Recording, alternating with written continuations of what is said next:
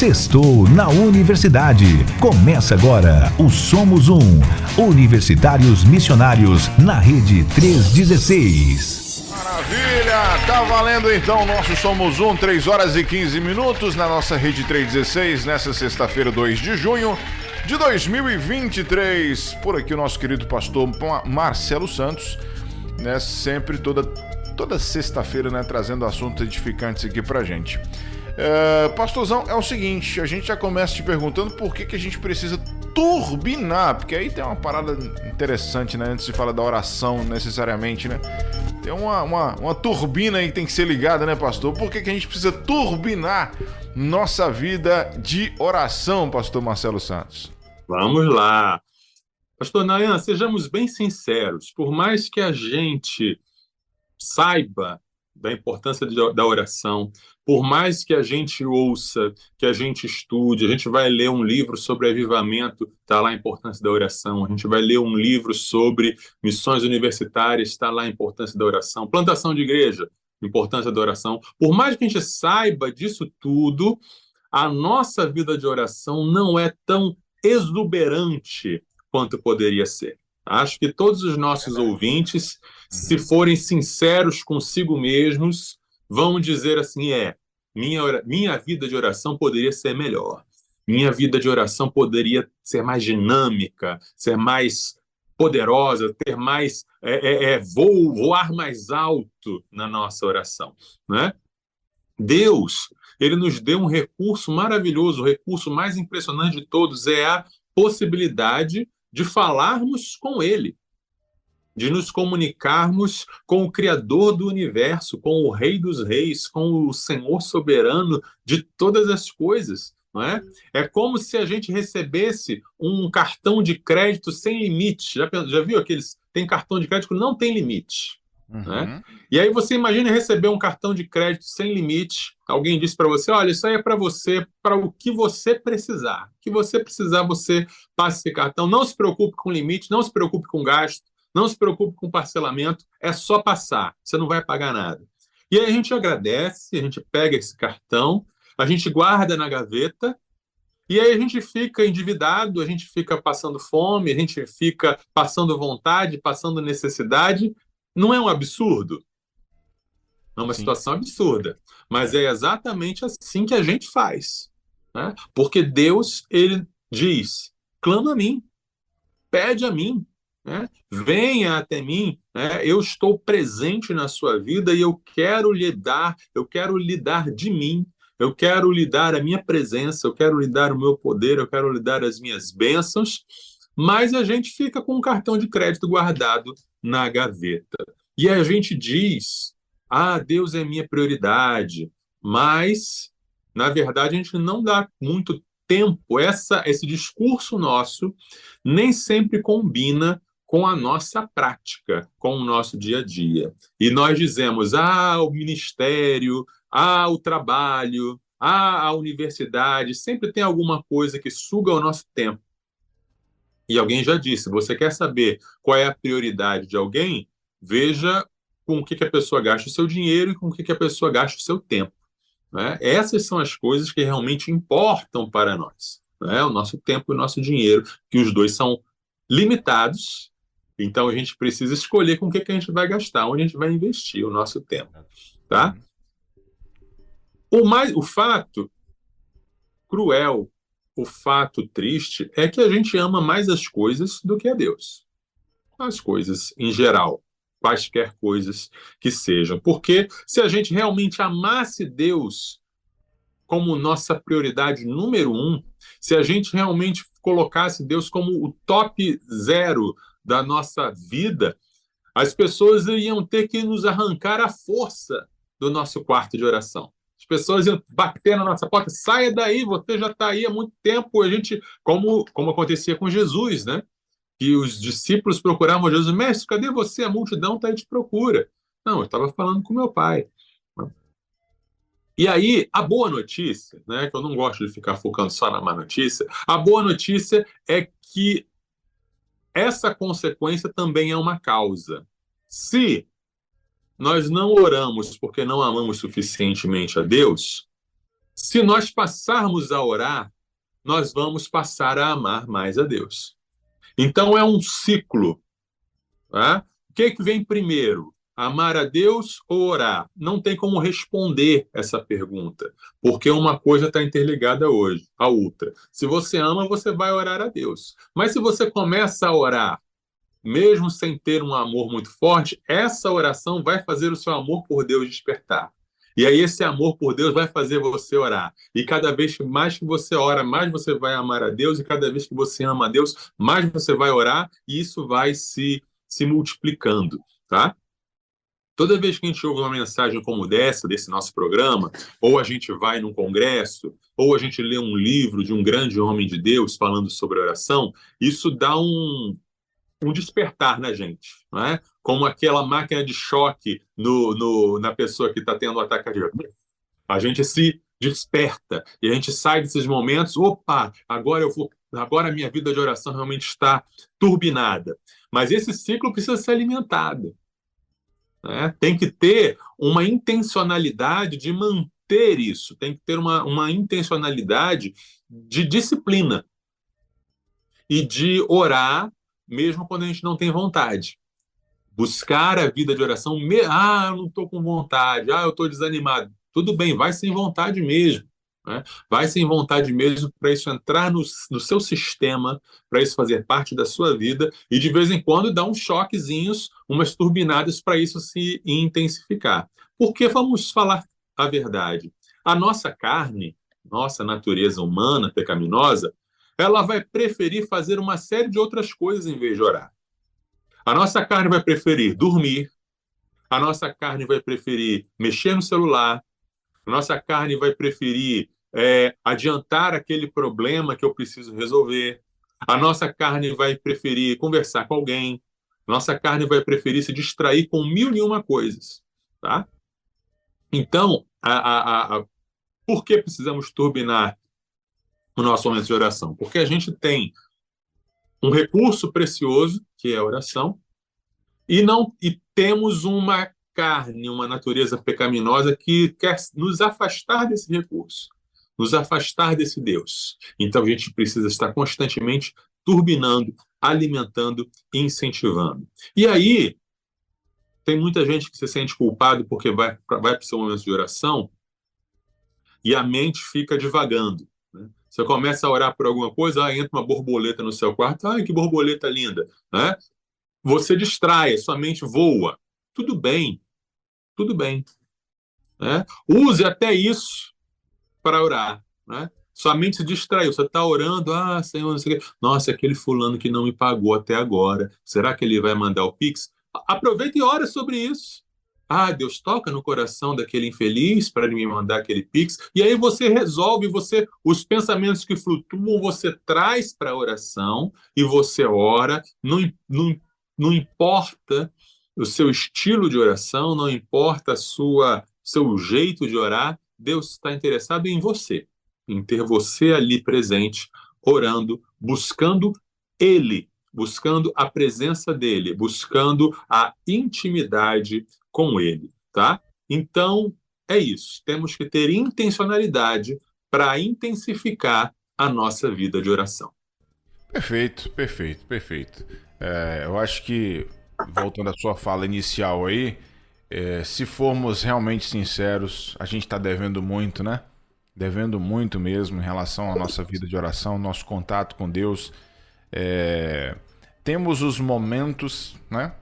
Tem aquele momento ali que você faz o seu devocional de manhã, tem aquele momento ali que você ora agradecendo pelo alimento, tem um momento que você faz a oração ali à noite quando vai dormir, quando tá na igreja, etc e tal. Mas são momentos, né? Momentos assim, pequenininhos. E a gente precisa entender que Deus, ele quer um relacionamento com a gente assim, constante. Então, isso. é bacana a gente isso mesmo. já compreender isso. Isso mesmo. E se alguém pergunta qual é o tempo ideal que eu tenho que separar para orar diariamente, eu lhe dou a resposta. Mais. Não Mais importa do que quanto tá tempo. hoje. Exatamente. Não importa quanto tempo seja o ideal é mais, aumente mais, vai intensificando aí, vai melhorando. Maravilha. Bom, abraço aqui o Manuel Santos, Manuel Senival dos Santos, né, da Igreja Pentecostal Terra Fértil, lá de São Paulo. Amém, irmão. Acabou de chegar aqui, está acompanhando nossa programação. Obrigado, Manuel, pela sua companhia. Seja bem-vindo, meu irmão. Deus abençoe. 3 horas e 25 minutos. Pastorzão, quais os segredos para ter sucesso na oração? Fala pra gente sobre isso. Vamos lá.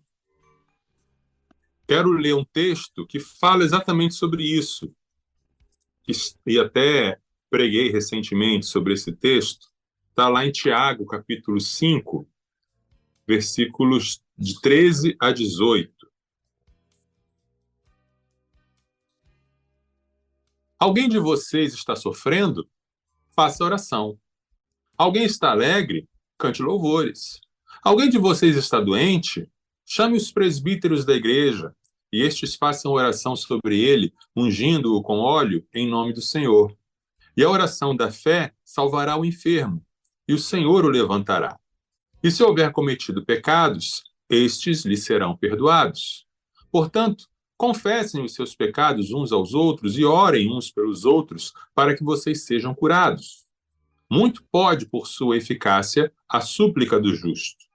Elias era homem semelhante a nós, sujeito aos mesmos sentimentos, e orou com fervor para que não chovesse sobre a terra. E por 3 anos e 6 meses não choveu.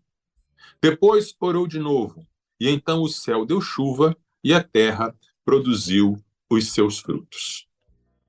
Quais os segredos para ter sucesso na oração, segundo esse texto da carta de Tiago?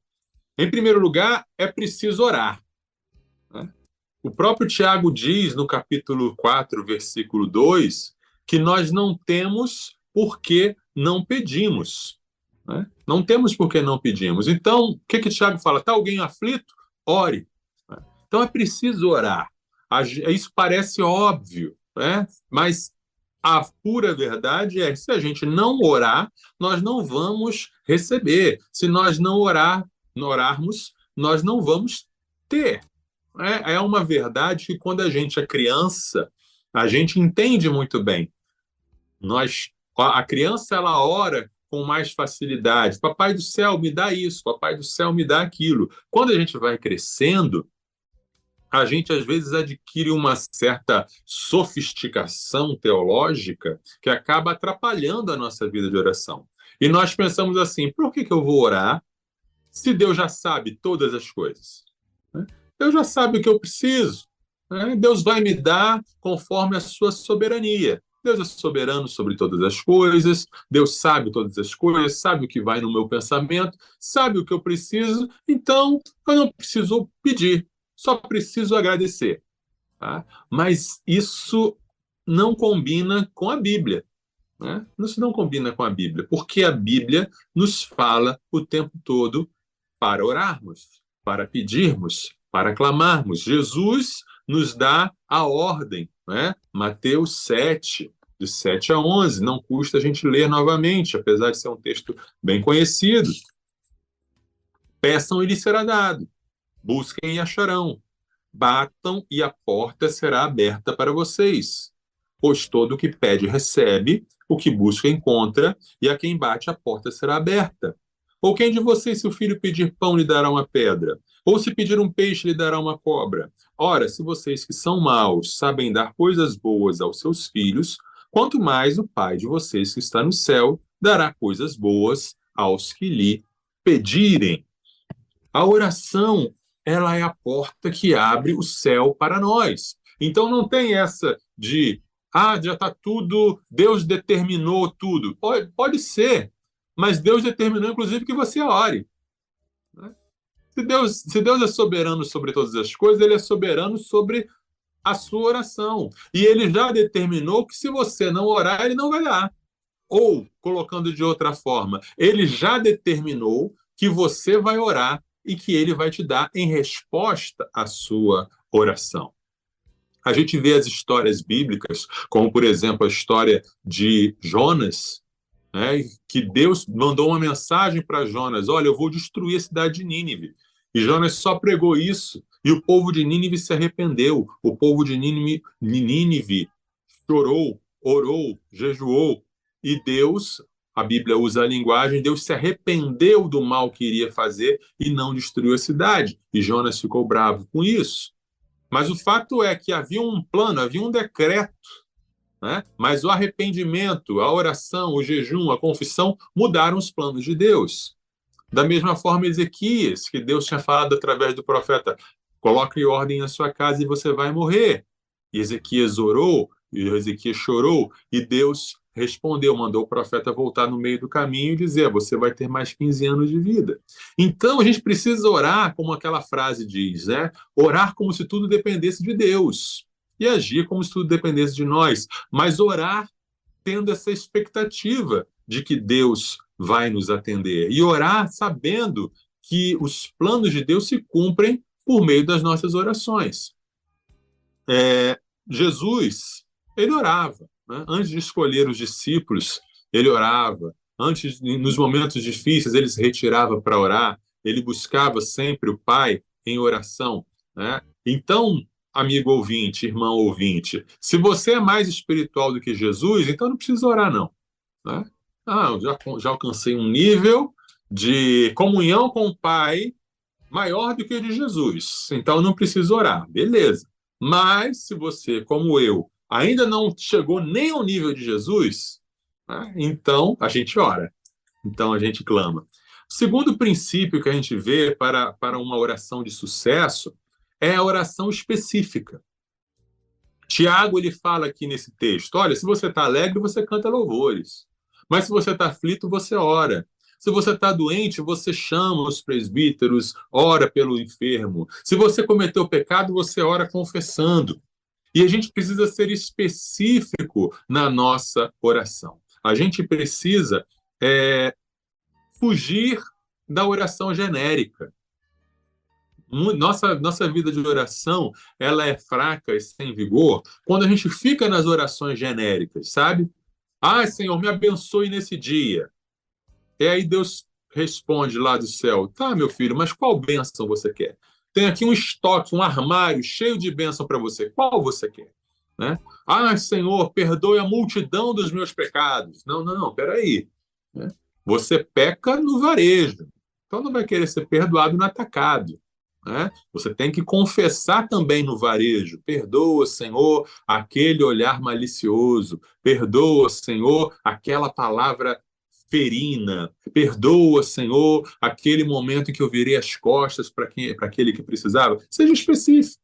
Né? Seja específico para ter um relacionamento com Deus sempre sem engasgo, sabe?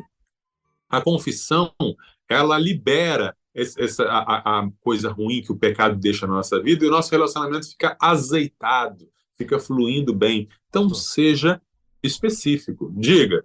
Eu acho que essa é aquele tipo de oração de preguiçoso que a gente fala, né? Isso. Perdoa todos os meus pecados, Senhor, abençoa a minha vida. Isso. Poxa vida, você quer economizar um tempo de oração com Deus? Seria isso? Você quer, né, otimizar o seu tempo de oração com Deus? Isso mesmo. Deus quer conversar com a gente, Deus quer te ouvir, Deus quer falar contigo. Então, fala de detalhes, fale de nomes, de horários, de dias, fala de tudo. Isso mesmo. Deus está interessado nisso, né, pastor? Isso mesmo, isso mesmo. A gente vê isso na vida de Jesus, né? Por exemplo, João capítulo 5, versículos 5 e 6. Estava ali um homem enfermo havia 38 anos.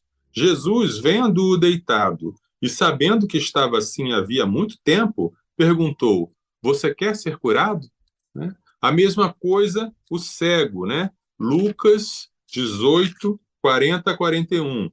Jesus parou e mandou que trouxessem o cego. E tendo ele chegado, Jesus perguntou, o que você quer que eu faça? Ele respondeu, Senhor, que eu possa ver de novo. Talvez tivesse gente ali ao lado de Jesus que olhou assim, mas Jesus, como assim? Não é óbvio? O cara é paralítico, quer andar. O cara é cego, ele quer enxergar. Mas ele quer que a gente diga, ele quer que a gente verbalize. Né? Se você Você precisa ter a convicção, você está diante de Deus, você está na presença de Deus, você está olhando para Ele. O que que você vai pedir para Ele? O que que é importante para você pedir para Ele? E não ficar na genialidade, não ficar no atacado, né? Ah, Senhor, eu preciso desta bênção no dia de hoje. Eu preciso que o Senhor me ajude nesta questão, né? Porque senão você vai até não vai ter a consciência de que Deus te respondeu, de que Deus te abençoou. Tá? Um recurso muito bom que ajuda a gente a ter a turbinar a vida de oração é você fazer uma lista de oração. Você ter um caderninho, uma agenda no celular, uma listinha em que você coloca os seus pedidos específicos, você coloca aquilo que você precisa que Deus haja na sua vida. E você coloca a data que você começou a orar por aquele pedido e você anota a resposta do lado. Tá? Isso é um grande auxílio, até mesmo visual, para a gente entender, opa, Deus realmente responde, vale a pena orar, vale a pena buscar. O pastor Paul Yong-Chu, todo mundo conhece a história, né, do pastor da maior igreja do mundo, que lá nos anos 90 já estava com 100 mil membros, hoje em dia, lá na Coreia, e hoje em dia, não sei se já chegou a 1 milhão ou coisa assim, mas no início era só ele mesmo, para evangelizar ali, e ele precisava de uma bicicleta. Então ele orou para Deus, Senhor, eu não tenho condições de comprar, mas eu preciso de uma bicicleta. E ele sentiu o Espírito Santo falando com ele, tá, mas qual bicicleta você quer? Qual modelo? Qual a cor? Você quer bicicleta de marcha ou sem marcha? E aí ele começou a orar especificamente. Deus, eu quero uma bicicleta da marca tal, que é a melhor marca, não vai me deixar na mão. Tem que ser azul, que eu gosto de azul. Uma bicicleta de marcha, porque tem muita ladeira para eu subir. Ele foi pedindo. E aí, mesmo ele sem ter dinheiro, Deus concedeu a ele, ele teve a oportunidade de ter a bicicleta exatamente do jeito que ele queria, do jeito que ele pediu. Tá? Então, primeiro segredo, orar. Segundo segredo, orar especificamente. Terceiro segredo, terceiro princípio para a oração eficaz, a oração em unidade. Tiago fala assim, olha, se tiver alguém doente, chama os presbíteros da igreja para orarem por esse doente. Ou seja, busque ajuda. Não ore apenas sozinho. Ore em unidade. Ore como um corpo. Ore como uma família. Existe algo especial que acontece quando nós oramos juntos como igreja. Existe algo especial. Não é que Deus não ouça a oração que você faz no seu quarto sozinho. Claro que ouve. Jesus manda a gente fazer a oração no quarto sozinho. Mas existe algo especial quando 2 ou 3 se reúnem. Jesus fala, quando 2 ou 3 é um número mágico, é o quórum mínimo para Deus se manifestar de maneira especial. 2 ou 3 em concordância, né? Ligando na terra o que está ligado no céu e vice-versa. Quando a gente ora uns pelos outros, Jesus se manifesta de uma maneira especial. Eu diria que são 2 asas do avião. A oração individual e a oração coletiva, a oração na igreja. Sem as 2 asas, o avião não decola. Tá? A pessoa que só ora na igreja não está tendo uma vida de oração que voa. A pessoa que só vai para a igreja e só ora na igreja, só busca Deus na igreja, só ora junto com os outros, está uma vida de oração deficitária. Mas também a pessoa que só ora em casa, o famoso Cristo em casa, né? O famoso desigrejado, o famoso eu tenho Cristo, não preciso de igreja, esse também tem uma vida deficitária, tem uma vida que não experimenta tudo o que poderia ter em oração. Porque quando o corpo se reúne e uns oram pelos outros, existe bênção, existe cura. Né? Tiago fala aqui sobre o pecado. Né? E ele diz, orem uns pelos outros e confessem seus pecados uns aos outros para serem curados. Tiago não diz para serem perdoados. Para você ter o seu pecado perdoado, você confessa diretamente a Deus. Não precisa de intermediário, não precisa de um confessor. Mas quando a gente confessa o pecado um para o outro, nós somos curados. né? Nós somos curados desse mal que o pecado nos faz. Nós somos curados dessa prisão que o pecado nos coloca. Até mesmo psicologicamente funciona da seguinte forma: se eu pedir oração para o meu irmão sobre um pecado da minha vida, eu vou ter vergonha de chegar na reunião de oração seguinte e continuar dizendo que eu estou com o mesmo pecado. Então eu vou me esforçar para não pecar, para eu ter uma resposta para aquele irmão. Funciona mais ou menos assim. A confissão mútua traz cura. A confissão mútua traz uma dinâmica diferente, tá?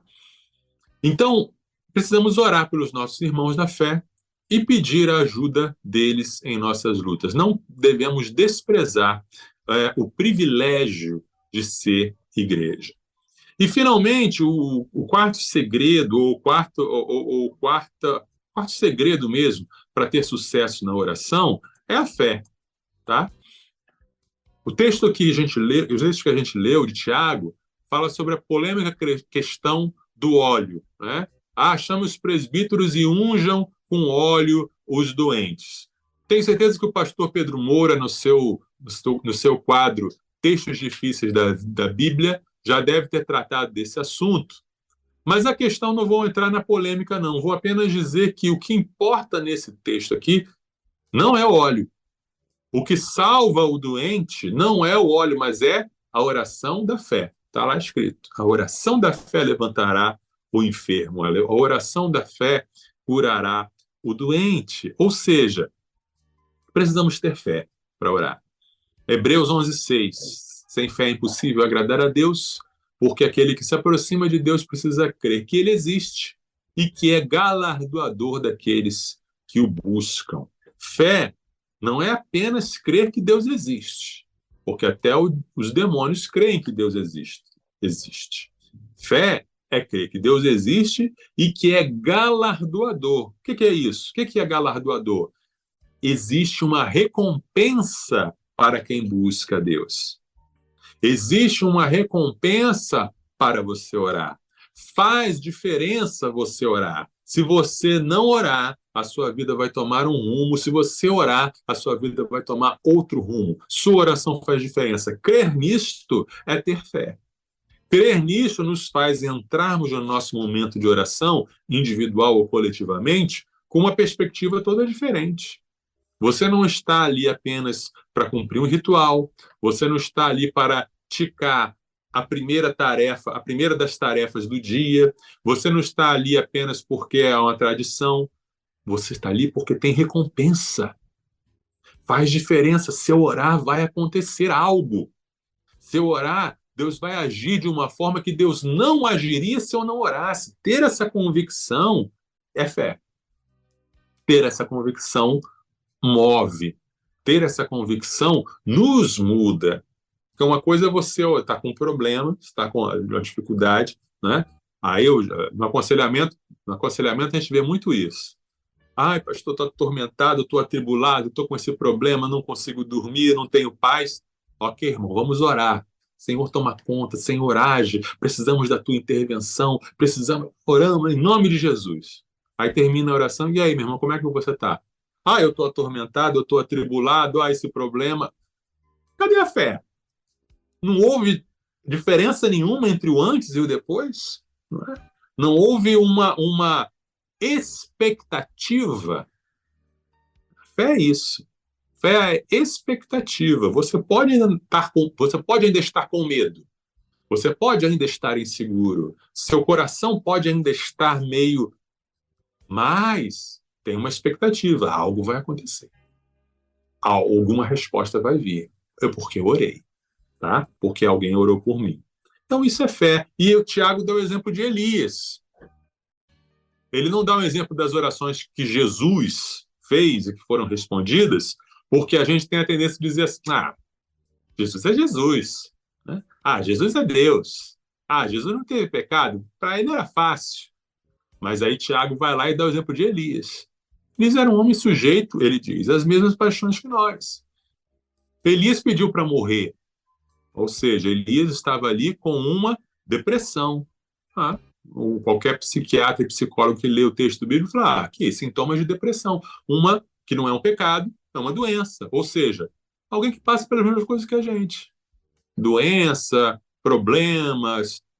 E aí Elias, durante 3 anos e meio, orou para não chover, e por causa da oração de Elias, não choveu. E depois de 3 anos e meio, Elias orou para chover, e choveu. Orar faz diferença, se orarmos com fé.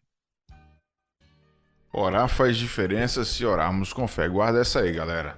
Faltando 15 para as 4 aqui na nossa rede 316. Passando rapidão aqui na nossa galera. Abraço pro Jones, que acabou de chegar aqui mandando boa tarde pra gente.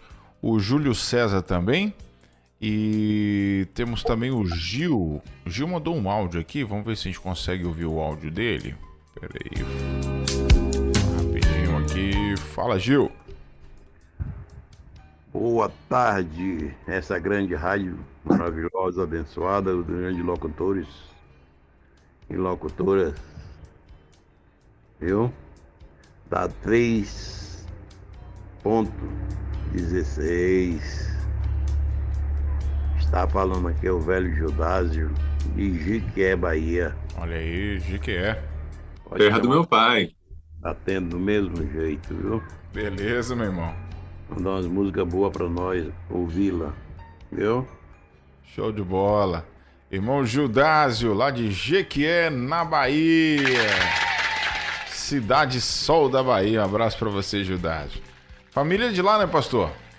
Sim, meu pai veio de lá. Não sei quantas décadas atrás, mas veio. Muito bom. 3h46 aqui na nossa rede 316. Seguimos por aqui. Perguntando agora o seguinte, pastorzão, e quando Deus responde não? E aí eu quero incrementar nessa pergunta o seguinte, tá, quando Deus responde não, agora o silêncio seria um não de Deus? Ou Deus nunca fica em silêncio diante das nossas orações, pastorzão? Uma boa pergunta, né? Que já acontece, né? Às vezes você ora e Deus responde não.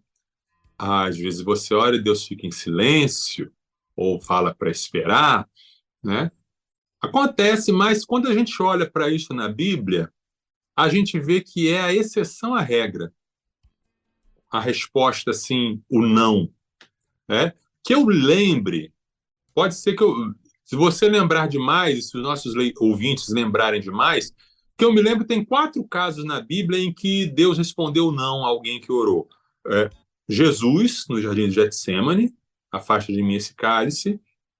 Paulo, quando pediu para tirar o espinho na carne. Davi, quando pediu para salvar a vida do filho dele, primeiro filho que ele teve com a Batseba. E Moisés, quando pediu para entrar na Terra Prometida. Não sei se houve mais casos, mas quando a gente compara esse número com as centenas de orações respondidas positivamente, a gente vê que é realmente um caso de exceção à regra. Né? Estatisticamente, é muito pouco o não de Deus, ou o silêncio de Deus, ou o espere de Deus. E às vezes no nosso ensino, às vezes na nossa prática, a gente coloca o 1% como se fosse 50%. A gente coloca assim, você ora, pode ser que Deus responda sim, pode ser que Deus responda não, como se fosse o mesmo peso, como se fosse jogar uma moeda para cima. Estatisticamente, pela Bíblia, não. Estatisticamente, o que a gente vê é uma grande incidência de uma resposta positiva e uma pequena, comparativamente, incidência de resposta negativa. Ou o silêncio, talvez, né, que pode ser também uma resposta negativa, se considerarmos assim. Mas, mesmo sendo a exceção à regra existe. E a gente precisa, então, aprender a lidar com o não. A gente precisa também aprender, eu aprendi como buscar o sim de Deus. Eu vou buscar o sim. Mas e o não? Como é que eu vou lidar com o não? E a gente volta, então, ao texto, um dos textos que eu mencionei, que é o de Paulo sobre o espinho na carne. 2 Coríntios 12, versículos 7 a 10. Paulo diz: E para que eu não ficasse orgulhoso com a grandeza das revelações, foi-me posto um espinho na carne, mensageiro de Satanás, para me esbofetear, a fim de que eu não me exalte. 3 vezes pedi ao Senhor que o afastasse de mim. Então ele me disse: a minha graça é o que basta para você, porque o poder se aperfeiçoa na fraqueza. De boa vontade, pois, mais me gloriarei nas fraquezas, para que sobre mim repouse o poder de Cristo. Por isso, sinto prazer nas fraquezas, nos insultos, nas privações, nas perseguições, nas angústias, por amor de Cristo. Porque quando sou fraco, então é que sou forte. Então a gente vê aqui, Paulo teve uma experiência, teve uma visão de Deus. Deus permitiu que Satanás trouxesse um espinho na carne, que a gente não sabe o que é, mas esse espinho humilhava Paulo constantemente. E Paulo não se conformou com isso. Ele orou, ele pediu, ele clamou, não uma, não duas, mas 3 vezes, para que Deus o livrasse daquele espinho. Então ele não se conformou, ele orou, ele fez a parte dele. E aí Jesus respondeu a ele, não, não. E aí, o que a gente aprende com essa experiência? Que, repito, biblicamente falando, é a exceção da regra. Não é. Existe mais. Deixa eu colocar de uma outra forma. Existe mais gente que não tem bênçãos porque não pede do que pessoas que não têm bênçãos porque Deus não respondeu ou Deus respondeu não. Bom, o que fazer então quando Deus responde não? Em primeiro lugar, se Deus diz não, ele tem um motivo para isso. O próprio Paulo diz em Romanos 8:26, todas as coisas contribuem para o bem daqueles que amam a Deus. Então, se Deus permitiu que Satanás o esbofeteasse com aquele mensageiro, se Deus permitiu que ele tivesse aquele espinho e Deus não quis remover o espinho, Paulo então diz, ok, Deus sabe o que está fazendo. Se ele não me deu o que eu quero, é porque isso é o melhor para mim.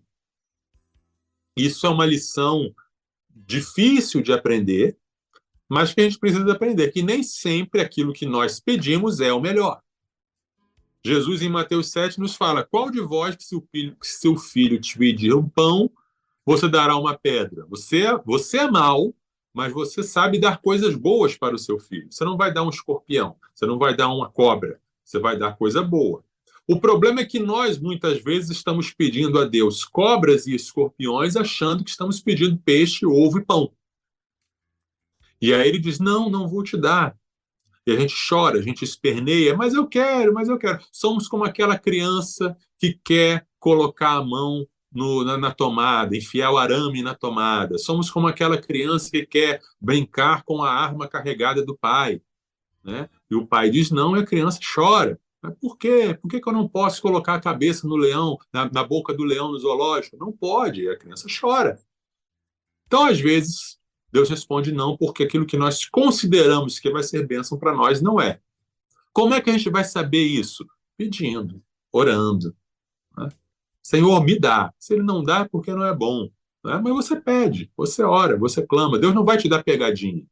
Né? Não precisa ter medo de pedir algo a Deus. Deus não vai te dar para dizer assim, lá, tá vendo? Não, ele não faz isso. Né? Ele só dá o que é bom. Se Deus nos diz não, outro princípio, a sua graça nos basta. Né? Jesus respondeu para Paulo, a minha graça te basta. O que é a graça de Deus? É toda a bondade de Deus, todo o favor imerecido de Deus, toda a ação de Deus em nosso favor, em nos dar aquilo que nós não merecemos. Então, às vezes, até o não é uma graça de Deus. Às vezes, o sofrimento é uma graça de Deus. Às vezes, a perda é uma graça de Deus. Nós não entendemos, mas um dia entenderemos. Um dia a gente vai ver todos os fios dessa tapeçaria bem entrelaçados, a gente vai ver o quadro perfeito e a gente vai dizer, entendi. Eu tive que passar por tal coisa para chegar aqui.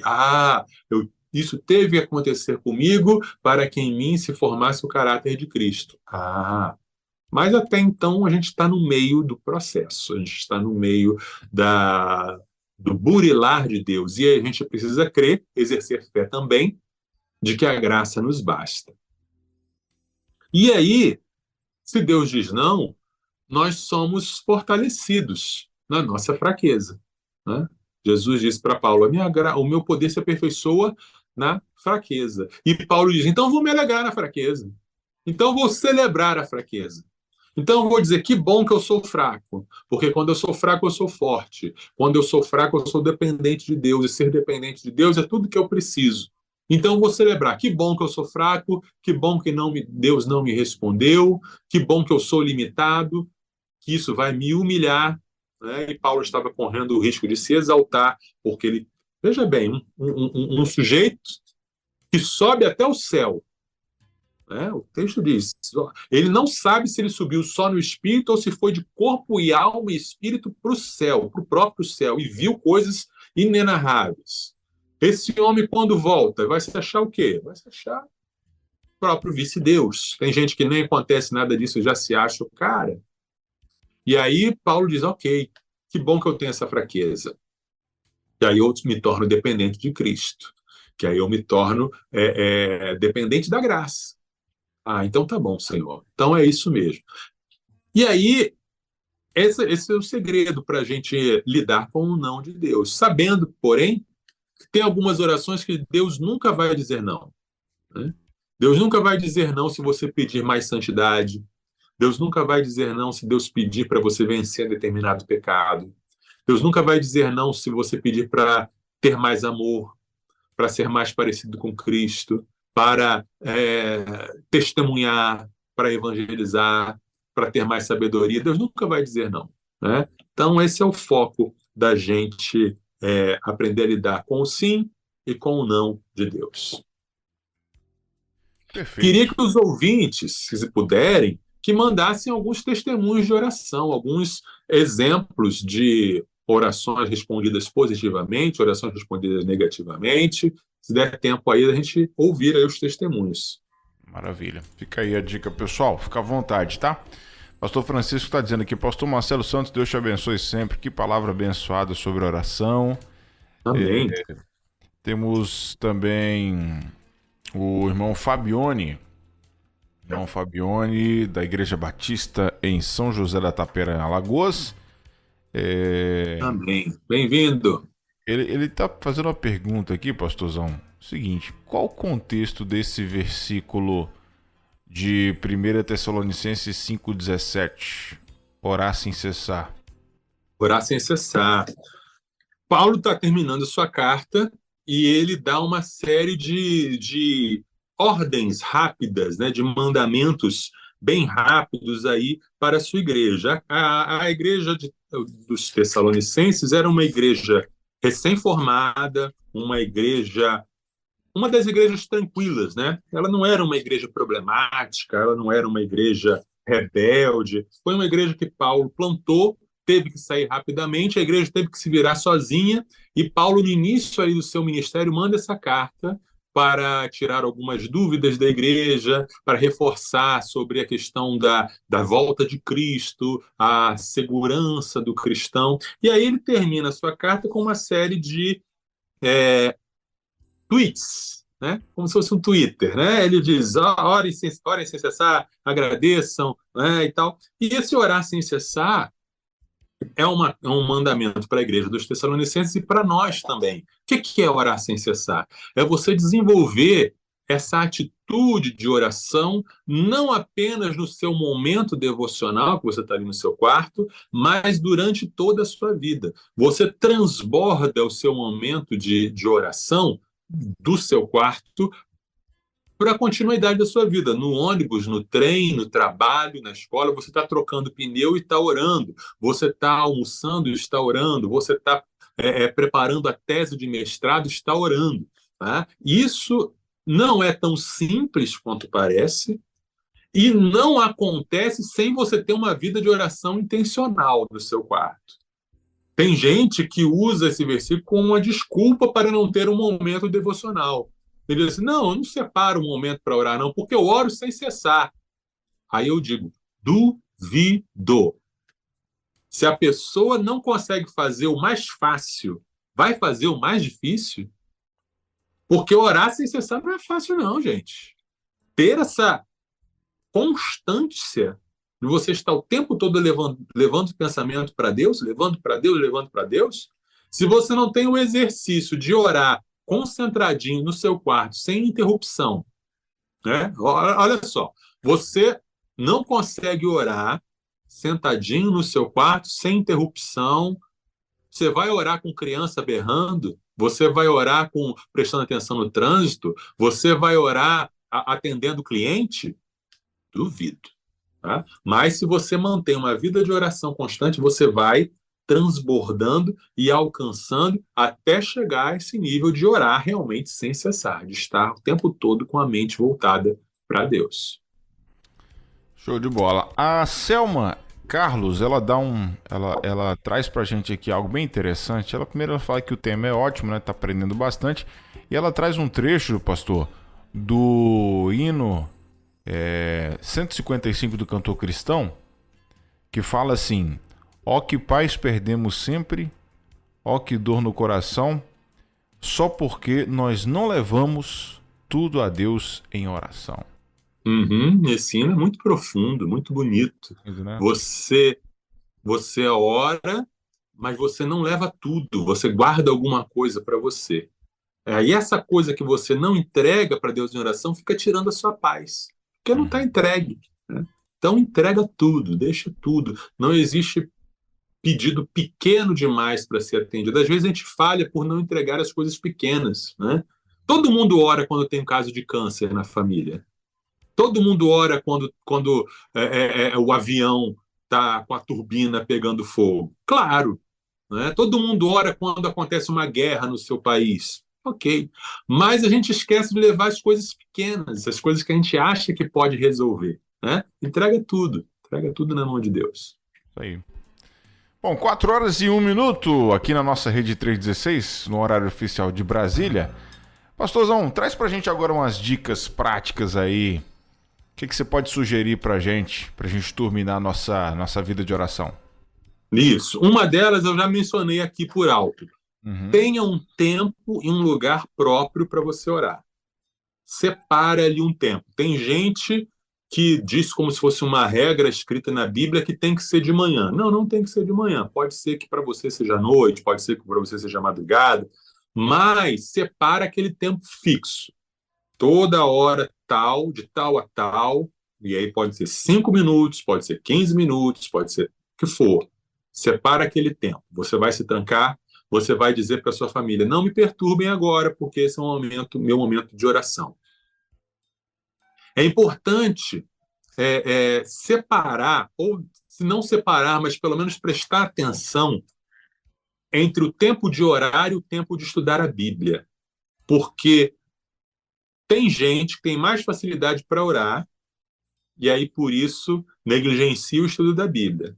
Tem gente que tem mais facilidade para estudar a Bíblia, e aí corre o risco de passar o tempo todo da devocional só lendo a Bíblia. Tá? Então, faça essa medida aí, né? Se você tem 10 minutos, você ora durante 5 minutos e lê a Bíblia por 10 minutos, ou vice-versa. Mas separe o tempo para orar, para especificamente separar um tempo para orar. Faça a lista de oração, que eu já falei, né? Fazer essa lista vai te ajudar a você orar, que às vezes você não está habituado à vida de oração e você fica sem assunto, ou você acha que fica sem assunto. O que eu vou fazer durante 5 minutos inteiros? Você nunca fez uma oração de 5 minutos, não é? Porque você está acostumado a fazer oração, Senhor, abençoe esse alimento em nome de Jesus, amém. Mas, se você faz uma lista de oração, você tem ali o que orar. E aí você vai ver que, de repente, 5 minutos vão ser pouco. E aí você vai ter que aumentar aí o seu tempo devocional. Coloque pedidos desafiadores. Né? Turbine a sua vida de oração com pedidos desafiadores. Sabe? Deus chegasse para você e te desse a certeza de que Ele vai te atender, o que você pediria? Aí isso faz a gente sonhar alto, isso faz a gente pedir alto. Opa, né? Coloque pedidos desafiadores, né? No seu momento de oração, não apenas peça. Hoje, no programa de hoje, nós enfatizamos muito a oração da súplica. Pedir, né? Aquilo que eu preciso, aquilo que eu necessito. Mas a oração é mais do que isso. Orar é louvar, orar é adorar a Deus, dizer para Deus o que Ele é, dizer para Deus porque você o ama. Orar é agradecer as coisas específicas que Ele te dá, que você recebeu. Orar é confessar pecados, né? Orar é interceder pelo outro, interceder pelo crescimento do reino de Deus. Você pode usar a oração do Pai Nosso como um esboço. Ali Jesus deixou tudo lá esmiuçado, como deve ser a ordem da oração. Pai nosso que estás no céu, santificado seja o seu nome. Adoração. Venha a nós o teu reino, seja feita a tua vontade, assim na terra como no céu. Intercessão. O pão nosso de cada dia nos dai hoje, súplica. Perdoa as nossas dívidas, assim como nós perdoamos aos nossos devedores, confissão. Não nos deixeis cair em tentação, mas livrar-nos do mal, súplica novamente pela vida espiritual, porque o teu reino, o poder e a glória para sempre. Amém? Adoração novamente. Tá? Dica bem prática, quando você estiver no seu momento devocional, ore de olhos abertos. Sabe por quê? A gente foi ensinado, né, a orar de olho fechado para ter mais concentração, não é isso? Mas na prática, a gente fecha o olho e a gente fica mais desconcentrado ainda. Se a gente está de olho aberto, a gente só está vendo aquilo que está na nossa frente. Se a gente fecha o olho, a gente vê o mundo inteiro, a gente vê toda a nossa imaginação. O olhar de olho aberto pode ajudar a você ter mais concentração. Também orar em voz alta. Quando a gente fica orando só no pensamento, o pensamento voa com mais facilidade. Mas se você está falando e você está ouvindo o que você está falando, você direciona mais, e você tem uma sequência, uma linha de raciocínio que é importante. Tenha parceiros de oração, né? Tenha gente que ore com você, frequente reuniões de oração. Na sua igreja, se tem reunião de oração, se na sua universidade tem pequenos grupos, se reúna, ore uns pelos outros. Na hora da oração coletiva, participe junto. Sabe aquela coisa de amém, é isso mesmo, concordo, Senhor. Isso vai ajudando a você se prender naquela oração e não a mente voar, não a mente flutuar. Se você fica quietinho, a tendência é que você está pensando na alta do dólar e nas fofocas dos famosos, né? Mas se você concentra, você repete, é verdade, Senhor, é isso mesmo, você vai se ligando ali naquela oração.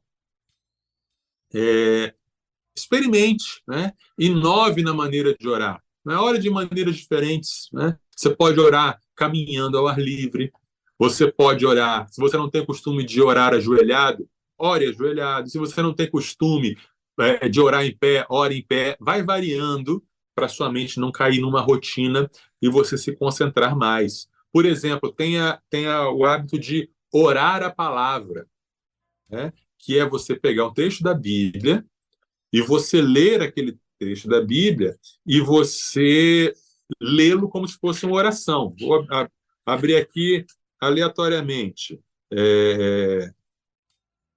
Sofonias 3,18.